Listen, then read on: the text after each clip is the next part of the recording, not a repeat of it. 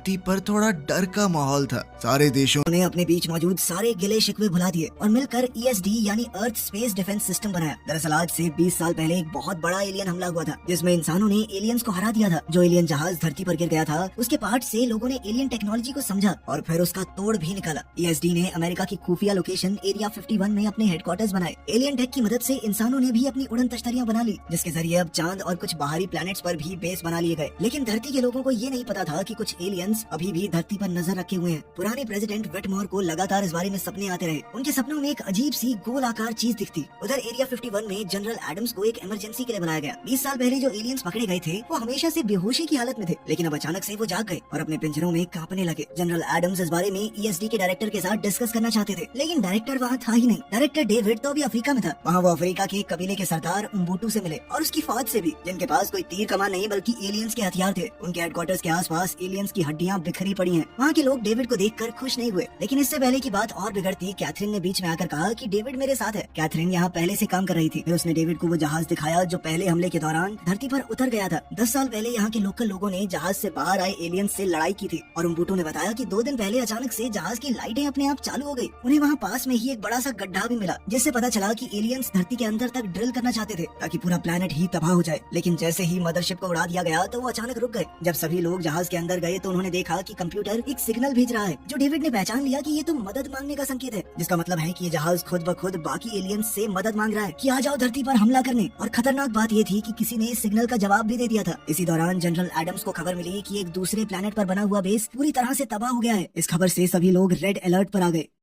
Africa में David को emergency की खबर मिली, लेकिन कैथरीन अभी भी उन गोल ड्राइंग्स को समझने की कोशिश कर रही थी। अम्बुटू को भी पुराने प्रेसिडेंट की तरह वो गोल सी चीज बार बार सपने में आ रही थी। सब लोग समझने की कोशिश कर रहे थे कि आखिर ये है क्या। उधर चांद पर मौजूद बेस पर लोग काफी घबरा गए जब अचानक से उनके आसपास का वातावरण बहुत अजीब सा हो गया। अचानक न जाने कहां से वहां एक गोल आकार मशीन आ गई जो बिल्कुल वैसी थी जैसा अम्बुटू ने सपने में देखा था। उन्होंने प्रेसिडेंट और डेविड को सिग्नल भेजा। डेविड समझ गया कि ये जरूर एक स्पेसशिप है। प्रेसिडेंट लैंडफोर्ड ने कहा कि हमें पहले हमला करना चाहिए, लेकिन डेविड ने कहा कि ये पहले वाले एलियंस जैसे नहीं लगते, हो सकता है कि ये दूसरी तरह के एलियन हो और अच्छी नीयत से यहाँ आए हो। लैंडफोर्ड ने कहा कि इस बात पर हमें वोट गिरवाना चाहिए और वोट का नतीजा हमला करने के हक में आया। ऑर्डर मिलते ही कमांडर जियांग ने चांद पर मौजूद एक बहुत बड़े हथियार को एक्टिवेट कर दिया और उस उड़न तश्तरी को आसानी से गिरा दिया। डेविड ने कहा कि चलो गिरा तो दिया ही है इसे, अब ये भी देख लेते हैं कि ये बना किस चीज से है, क्या टेक्नोलॉजी है इसमें। लैंडफोर्ड इसके लिए मान गई और साइंटिस्ट की एक टीम भेजने को तैयार हो गई। लैंडफोर्ड पब्लिक अनाउंसमेंट में कहने लगी कि उन्होंने धरती को दूसरे एलियन अटैक से बचा लिया है। विटमोर टीवी पर ये सब देखकर घबरा गया क्योंकि उसे कहीं न कहीं यकीन था कि ये वो वाले एलियंस नहीं है। इसीलिए उसने सबको वार्न करना चाहा। पेट्रिसिया ने कहा कि उसे शांत रहना चाहिए और नए प्रेसिडेंट पर भरोसा रखना चाहिए। विटमोर उसकी बात मानकर सोने चला गया, लेकिन जब पेट्रिसिया ने बाद में चेक किया तो देखा उसके पिता वहाँ थे ही नहीं।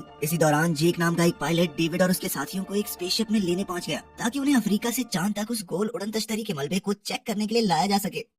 जहाज के टूटे हुए मलबे में काफी खोजबीन करने के बाद उन्हें एक हिस्सा मिला जो बिल्कुल सही था और जेक उसे उठाने की तैयारी करने लगा। उधर जमीन पर अमेरिका में खुशियां मनाई जा रही थी पहले युद्ध की जीत की याद में। लेकिन तभी विटमोर लैंडफोर्ड की स्पीच के बीच में आकर सबको चेतावनी देने लगा। तभी अचानक उसे बहुत तेज दर्द हुआ और वो फटाक से गिर गया। उम्बुटू के साथ भी इस वक्त ऐसा ही हो रहा था। चांद पर लोग बिल्कुल भौचक्के रह गए जब अचानक से एक नई एलियन मदरशिप आई और चांद की जमीन की तरफ बढ़ने लगी। स्पेसशिप की जाँच कर रहे लोग जल्द से जल्द जहाज में वापस घुसे क्योंकि मदरशिप के आने से वो पूरी जगह बुरी तरह हिलने लगी थी। जेक और डेविड बाल बाल बचे और सही मौके पर शिप में पहुंच गए। जेक ने जहाज की कमान संभाली और उसका दोस्त चार्ली रोबोटिक आर्म्स की मदद से उनके खोजे हुए उस टुकड़े को उठाने की कोशिश करने लगा। काफी कोशिशों के बाद बात बन भी गई, लेकिन जाते वक्त उन्हें पता चला कि मदरशिप का अपना ग्रेविटी फील्ड है जो उन्हें जहाज की तरफ खींच रहा है। जियांग ने तभी अपने पायलट से कहकर वो बड़े वाला हथियार एक्टिवेट करवाया, लेकिन मदरशिप पर उसका कोई असर नहीं हुआ। साथ ही मदरशिप ने पलटकर वार किया और उस हथियार को उड़ा दिया। जियांग ने सब लोगों से जल्द पूरे बेस को खाली करने को कहा, लेकिन तब तक मदरशिप ने बेस के साथ साथ चांद के बहुत बड़े हिस्से को उड़ा दिया। ESD ने अपना ऑर्बिटल डिफेंस सिस्टम एक्टिवेट किया, लेकिन ये मदरशिप पहले वाली से काफी ज्यादा ताकतवर थी। उसने अपने रास्ते में आने वाली हर एक चीज को उड़ा दिया और पृथ्वी में घुसने लगी। इसकी वजह से कई शहर तबाह होने लगे, लोग और बिल्डिंग्स हवा में उड़ने लगी। डेविड ने हिसाब लगाया कि ये जहाज तो समुद्र में घुसना चाह रहा है। शायद इन्होंने पता लगा लिया है कि वहाँ से धरती के बीच तक खोदना काफी आसान होगा क्योंकि समुद्र तो पहले ही काफी नीचे है। उधर जेक जैसे तैसे गिरती हुई बिल्डिंग्स और खतरनाक मलबे से जहाज को बचाते हुए उड़ा रहा था। लैंडफोर्ड ने ऑर्डर दिया कि समुद्र के पास वाले सभी शहरों से लोगों को बाहर निकालो, लेकिन कुछ बोट्स तक वो मैसेज टाइम पर नहीं पहुँच पाया। डेविड के पिता जूलियस उस वक्त समुद्र में फिशिंग कर रहे थे। जब उन्होंने जहाज को देखा तो सीधा डेविड को फोन किया और कहा कि ये शिप पिछली वाली से काफी बड़ी है, लेकिन तभी एक दूसरी बोट जूलियस की बोट से टकरा गई। एलियंस जो उस वक्त पिंजरों में बंद थे वो पागल से हो गए। जब डेविड और दूसरे लोग भी वहाँ आ गए तो विटमॉर चुपके से सील्ड रूम में चला गया। उसने एक एलियन को कैद से रिलीज कर दिया ताकि वो उससे बात कर सके। एलियन ने अपने टेंटेकल्स का इस्तेमाल करके विटमॉर को पकड़ लिया और फिर उसके शरीर को अपने वश में करके बाकी सबसे बात करने लगा। वो लगातार एक ही बात बोल रहा था कि वो आ चुकी है, वो आ चुकी है। कैथरीन ने एलियन को वो गोल निशान दिखाया और पूछा कि इसका मतलब क्या है, जिस पर एलियन बहुत गुस्से में आ गया। फौजी समझ गए कि एलियन का गुस्सा विटमॉर को मार सकता है, इसीलिए उन्होंने एलियन पर गोलियां चला दी। गोलियों ने तो ज्यादा असर नहीं किया, लेकिन तभी उम्बुटू आया और उसने अपने ब्लेड्स की मदद से एलियन पर हमला बोल दिया। वो बड़ा सा शरीर तो सिर्फ एक कवच था। जब वो टूट गया तो असली छोटा एलियन बाहर आया और उसे भी उम्बुटू ने तुरंत मार दिया। इसी दौरान समुद्र के किनारे एक गाड़ी में कुछ बच्चे जिन्होंने इस हादसे में अपने माँ बाप को खो दिया था, वो छुपने के लिए जगह ढूंढ रहे थे। मलबे के बीच में उन्हें जूलियस की टूटी हुई बोट मिली जिसमें वो बेहोश पड़ा था। उन्होंने देखा कि आदमी तो जिंदा है, तो वो उसे भी अपने साथ ले गए। एरिया 51 की टीम मदरशिप को स्कैन करने लगी, जिससे डेविड को समझ आया कि वो आ चुकी का मतलब है कि इन एलियंस की रानी आ चुकी है। इनका जो सिस्टम था बिल्कुल मक्खियों की तरह था, बाकी सब काम करने वाले मजदूर और एक रानी। दूसरी तरफ एक आधुनिक एयरक्राफ्ट ने समुद्र के नीचे का लाइव फीड भेजा जिसमें वो मदरशिप समुद्र के नीचे ड्रिल मार रही है। ये एलियंस धरती के कोर तक पहुंचना चाहते हैं और अगर ऐसा हो गया तो पूरी धरती तबाह हो जाएगी। लैंडफोर्ड ने मिशन चालू किया कि जल्द से जल्द रानी को ढूंढ कर उसे खत्म कर दो और सभी पायलट्स तैयार भी हो गए। ड्रोन्स पहले जाएंगे ताकि वो मदरशिप की शील्ड को डिसेबल कर सके। फिर बारी आएगी बमबारी करने वाले एयरक्राफ्ट्स की, जो क्वीन को जल्द से जल्द खत्म करने की कोशिश करेंगे। जब पायलट्स मदरशिप के करीब पहुंचे तो मदरशिप ने अपना डिफेंस सिस्टम एक्टिवेट कर दिया। सभी पायलट्स ने अपने बचाव की पूरी कोशिश की, लेकिन उस जहाज में पहले वाले के मुकाबले बहुत ज्यादा हथियार थे और उसके करीब पहुंचना बहुत मुश्किल था। जेक ने कहा कि इस जहाज के अंदर घुसना ही आखिरी ऑप्शन है। डिलन ने भी माना कि ये खतरनाक बेशक है, लेकिन करना तो पड़ेगा। एडम्स ने आखिरकार अंदर जाने की परमिशन दे दी और बाकी पायलट से कहा कि इन दोनों की मदद करो। जब सभी जेट्स जहाज के अंदर पहुंचे तो वहाँ का नजारा देखकर सब भौचक्के रह गए, क्योंकि अंदर तो एक पूरी दुनिया थी। उसी वक्त विटमॉर उठ गया और अपनी बेटी पेट्रिसिया को बताने लगा कि रानी इस बार जानती है कि वो लोग आ रहे हैं।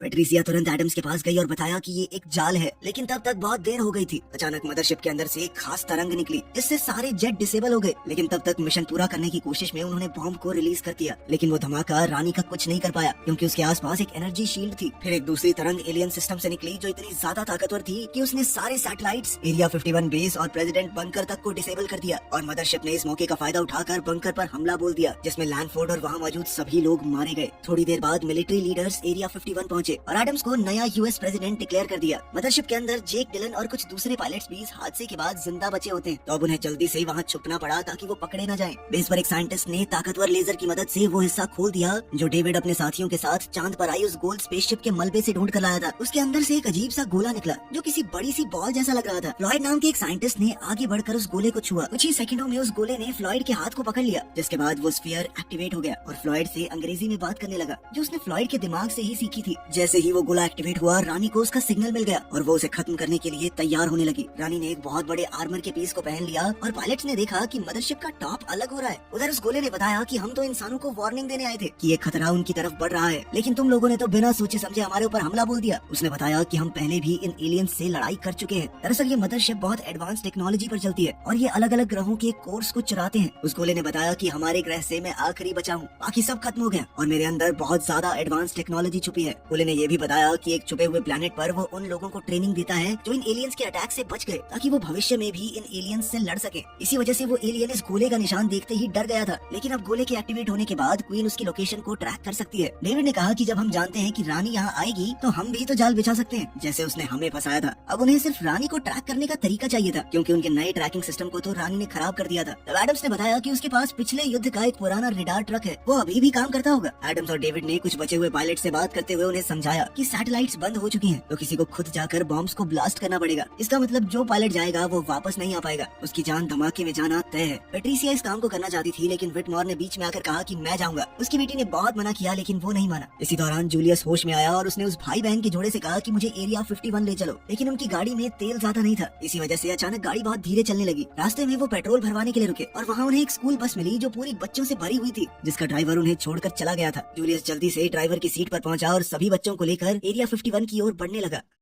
मदरशिप के अंदर पायलट्स को एलियंस का हैंगर मिला। जेक ने आगे कदम बढ़ाए ताकि वो एलियंस का ध्यान भटका सके। साथ ही उसने गाली दी और फ्लोर पर पेशाब करने लगा ताकि एलियंस का ध्यान पूरी तरह उसके ऊपर हो जाए। इस दौरान उसके दोस्त एलियंस के जेट चुरा लेंगे। एलियंस जेक की इन हरकतों से बहुत नाराज हो गए और उस पर दनादन गोलियां बरसाने लगे, लेकिन इससे पहले कि जेक को गोली लगती, बाकी पायलट्स जेट उड़ाकर ले गए और जेक को भी उठा लिया। तभी एलियंस ने उनका पीछा करना शुरू कर दिया और दरवाजे बंद करने लगे। पायलट्स बड़ी मुश्किल से अपना बचाव करके जैसे तैसे निकल रहे थे और आखिरकार वो लोग जहाज के दरवाजों के बंद होने से पहले ही वहाँ से निकल गए। बेस पर सभी लोग लोग हमला करने के लिए पूरी तरह तैयार थे। पेट्रिसिया अपने पिता को जाते देखकर उनके मना करने के बावजूद ये फैसला करती है कि वो भी उनके साथ जेट उड़ाकर मदद करेगी। उसी वक्त जूलियस बच्चों के साथ बस लेकर वहाँ पहुँच गया। तभी रानी भी अपनी फौज के साथ वहाँ आई। अब एरिया 51 वाले बेस और एलियंस के बीच में एक नया युद्ध शुरू हो गया। दोनों तरफ से जबरदस्त फायरिंग हो रही थी। डेविड ने उस गोले जैसा ही नकली सिग्नल बना दिया था ताकि रानी इस नकली सिग्नल का पीछा करे, और वो इस जाल में फंस भी गई। पेट्रिसिया अपने जेट से अपने पिता के पास पहुंची और उन्हें एक आखिरी बार अलविदा कहा, क्योंकि इस मिशन में उनकी जान जाना तो तय है। विटमॉर ने जल्दी से रानी के जहाज में जाकर बॉम्ब्स को ब्लास्ट कर दिया। एक बार के लिए तो सबको लगा कि उन्होंने ये जंग जीत ली, लेकिन अगर रानी मर भी गई तो बाकी एलियंस अभी भी लड़ रहे थे। उन्होंने बेस पर मौजूद सबसे बड़े हथियार को भी उड़ा दिया। धुएं के बाद पता चला कि रानी अभी भी जिंदा है, क्योंकि उसने अपनी एनर्जी शील्ड से खुद को बचा लिया था। उस वक्त जमीन पर मौजूद सारे फौजी बेस में वापस आ गए ताकि उस गोले को एलियंस से बचाया जा सके। दूसरी तरफ से पायलट्स ने क्वीन पर लगातार हमले करने शुरू कर दिए, लेकिन कोई भी हमला उसकी शील्ड का कुछ नहीं बिगाड़ पाया। तब पेट्रिसिया ने नोटिस किया कि जब रानी हमला करती है तो कुछ सेकंडों के लिए वो अपनी शील्ड को हटा देती है। पेट्रिसिया ने इसी मौके का फायदा उठाकर रानी के कमजोर हिस्से पर शूट किया, जिससे शील्ड टूट गई और अब रानी को मारा जा सकता था। रानी ने गुस्से में उसके जेट पर हमला बोल दिया, लेकिन पेट्रिसिया ने सही मौके पर पैराशूट खोलकर अपनी जान बचा ली। रानी उसका पीछा करने लगी, लेकिन उसी वक्त डिलन और बाकी पायलट्स वहाँ आ गए और रानी पर उसी की टेक्नोलॉजी से हमला कर दिया। बेस के अंदर एलियंस उस गोले तक पहुँच गए। एलियंस ने रानी को अपनी लोकेशन का सिग्नल भेजा। उधर डिलन और उसकी टीम ने जेट का कंट्रोल खो दिया, क्योंकि रानी अपनी टेक्नोलॉजी को अपने दिमाग से चला सकती थी। उधर उम्बुटू और फ्लॉयड भी उस गोले को बचाने के लिए एलियंस से लड़ने के लिए पहुंचे। जल्द ही उम्बुटू और फ्लॉयड ने सभी एलियंस को खत्म कर दिया। अब लगभग 2 मिनट में रानी बेस की छत को तोड़ना शुरू कर देगी ताकि वो उस गोले तक पहुंच सके। एलियंस के सभी जेट्स रानी के चारों तरफ उसका कवच बनकर घूम रहे थे। जेक और डिलन के जेट्स का भी यही हाल था। उसने जेट के मैनुअल थ्रस्टर्स को ऑन कर दिया, जिससे वो उस बवंडर से बाहर निकल आए। जैसे ही रानी बेस के अंदर पहुंची, उसने स्फीयर को पकड़ लिया। वहीं जेक और डिलन ने जेट के कंट्रोल को वापस पाकर रानी पर धुआंधार गोलीबारी शुरू कर दी, जिससे रानी का कवच टूट गया। रानी को जबरदस्त चोट लगी थी और अब वो घायल होकर नीचे गिरने लगी। सामने से डेविड उन बच्चों वाली बस को चलाते हुए आ रहा था। तभी उसने देखा कि रानी उनके ऊपर ही गिरने वाली है। उसने जल्दी से बैक गियर लगाया और बिल्कुल ऐन मौके पर बच गया। वो गोला भी आजाद हो गया। बिल्कुल पहले युद्ध की तरह रानी की मौत के साथ ही ड्रिलिंग भी रुक गई और एलियंस के जहाज जमीन पर क्रैश हो गए। पूरी दुनिया में लोग एलियंस पर अपनी दूसरी जीत का जश्न मना